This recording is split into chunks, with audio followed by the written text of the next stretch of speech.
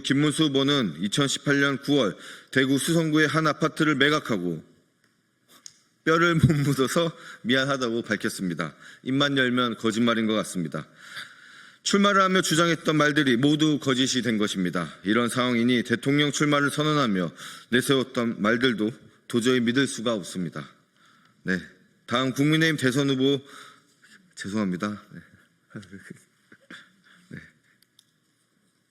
네, 죄송합니다.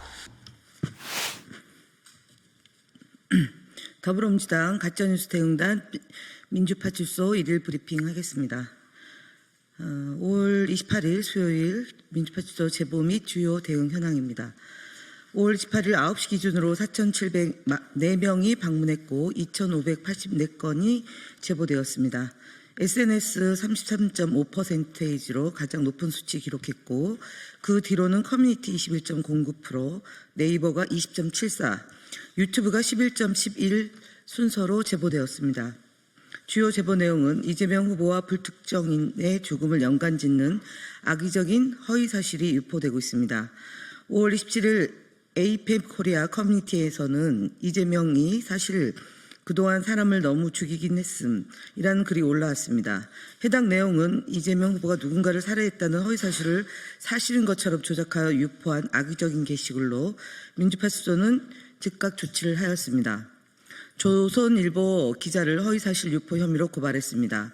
조선일보 정시행 기자는 이재명의 방탄조끼는 러시아 저격총 막을 수 있을까라는 제목의 기사를 통해 러시아 저격총 위협에 대해 진지한 취재나 검증 없이 이를 과장으로 몰아간 채 방탄조끼와 관련한 사실관계마저 왜곡했습니다. 해당 보도는 안보 위협을 희화화하며 국민 안전에 대한 경각심마저 흐리는 매우 무책임한 언론 행위입니다. 이에 대해 수차례 정정을 요청하였으나 받아들여지지 않았고 결국 해당 기자를 허위사실 유포 혐의로 고발하였음을 보고드립니다. 더 퍼블릭 거북선 왜곡 보도에 대한 대응 및 인심위 결정 결과를 보고드립니다. 거북선 웨이브 파크와 관련된 왜곡 보도가 지속되고 있습니다. 더 퍼블릭은 5월 27일자 이재명이 자랑한 거북선 웨이브 파크 정작 관광 수익은 3%, 부동산 개발 끝나자 적자 전환, 보도를 통해 박근혜 정부와 남경필 당시 경기도지사가 시작한 거북선 개발 사업 전반의 성과와 문제를 이재명 후보에게 전가하는 의도적인 보도를 내놓았습니다. 사실을 왜곡하고 책임을 왜곡 전가하는 보도로 해당 보도에 대해 인터넷 선거 보도심의위원회 이의 신청 접수를 하였습니다. 인터넷 선거 보도심의위원회에 제소한 보도들에 대한 결정 결과도 보고드리겠습니다.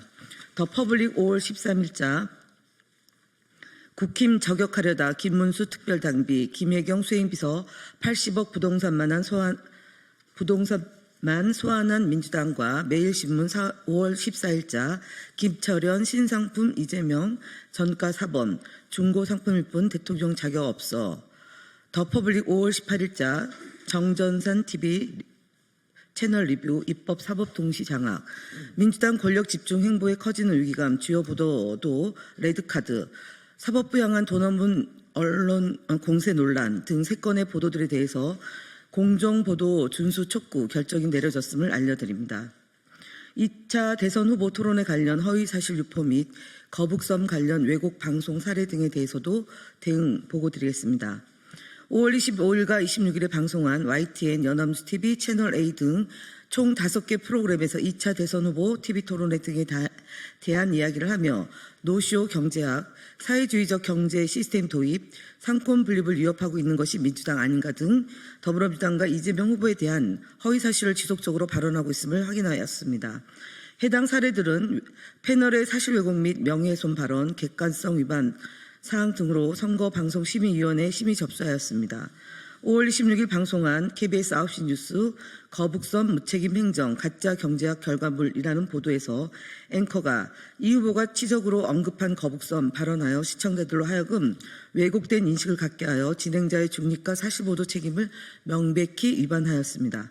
또한 바로 이전 보도에서 거북섬에 대한 민주당의 해명을 먼저 짧게 보도하고 나서 대장동 비리, 백현동 비리와 거북섬을 연관지어 언급하는 국민의힘 측 인사들의 주장을 여과 없이 보도함으로써 이를 이재명 후보와 악의적으로 연관짓는 보도의 행태를 보이고 있습니다. 이는 선거방송 심의에 관한 특별규정 제11조 제작 기술상의 균형 사항을 위반한 일입니다. 상기 보도권은 진행자의 정책 중립, 공정성, 형평성, 객관성 위반 발언, 사실 보도와 제작 기술상의 균형 위반 등 선거방송심의위원회에 접수하였음을 알려드립니다.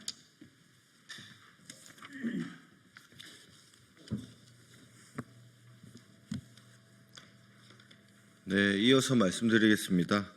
유튜브 백브리핑, 정관용 TV, 최진영 TV 등에 대한 대응 보고입니다.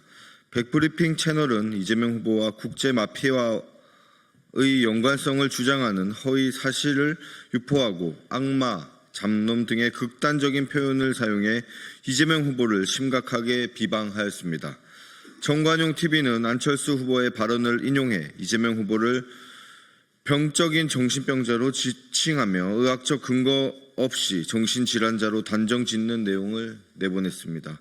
특히 최진영 TV의 경우 법무법인 대표가 직원들에게 기호 2번에 반드시 투표하라고 지시하고 법무법인도 좋아진다는 식의 경제적 이익을 암시하며 고용관계에서의 우월적 지위를 이용한 투표 강요를 공개적으로 시인하는 등 심각한 선거법 위반 정황이 확인되었습니다.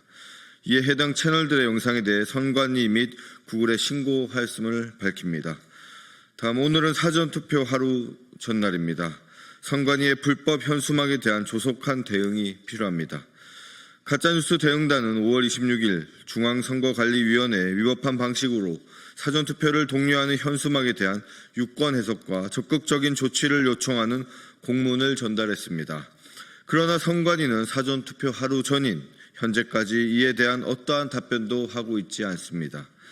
지난 22대 국회의원 선거 과정에서는 875원 대파라는 표현이 포함된 현수막은 게시가 불어되었음에도 불구하고 최근 김문수 후보와 개혁신당 이준석 후보가 이재명 후보를 공격하기 위해 사용하고 있는 커피값 120원, 호텔 경제학 등의 문구의 현수막은 여전히 거리 곳곳에 게시되어 있습니다.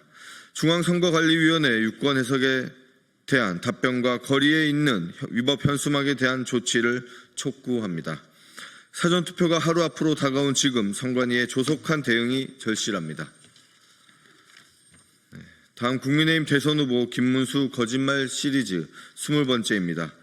국민의힘 김문수 대선 후보는 20대 국회의원 선거를 앞둔 2016년 1월 13일 라디오 김현정의 뉴스쇼에 출연하여 여기 수성갑에 뼈를 묻겠습니다 라고 주장하였습니다. 하지만 4월 13일 총선에서 민주당 김부겸 후보에게 패했고 2년 뒤인 2018년 4월 10일 이 나라를 위해서 마지막 봉사를 하고자 한다며 서울시장 출마를 선언했습니다. 김문수 후보는 해당 선거에서도 패배했습니다. 이후 김문수 후보는 2018년 9월 대구 수성구의 한 아파트를 매각하고 뼈를 못 묻어서 미안하다고 밝혔습니다. 입만 열면 거짓말인 것 같습니다. 출마를 하며 주장했던 말들이 모두 거짓이 된 것입니다. 이런 상황이니 대통령 출마를 선언하며 내세웠던 말들도 도저히 믿을 수가 없습니다. 네, 다음 국민의힘 대선 후보 죄송합니다. 죄송합니다. 다음 국민의힘 대선 후보 김문수 거짓말 시리즈 21번째입니다. 국민의힘 김문수 대선 후보는 2018년 8월 10일 광복절을 앞두고 인천의 한 교회에서 우리가 독립운동을 열심히 해서 독립이 됐다. 그렇게 가르치는 데는 어디 있냐. 북한의 김일성이 그렇게 가르쳐요. 라고 주장했습니다. 이어 1년 후인 2019년 같은 교회를 찾은 김 후보는 우리나라는 그 참 변변한 독립국가라고 할 수 없어요. 조공 바치고 우리는 그렇게 살아왔어요. 라고 주장했습니다. 이뿐만 아닙니다. 김문수 후보는 두 강연에서 대한민국을 노예의 국가, 식민지밖에 할 게 없는 국가라고 말했습니다. 김문수 후보는 우리 대한민국 국민의 선조의 국적이 일본 국적이라는 망언을 한 자입니다. 또한 김구 선생님의 국적이 중국 국적이라는 망언역시한 극우 친일파입니다. 이런 자가 대한민국의 대통령이 되어서 우리 대한민국 국민을 보살피는 역할을 맡아서는 결코 안 될 것입니다. 이상입니다.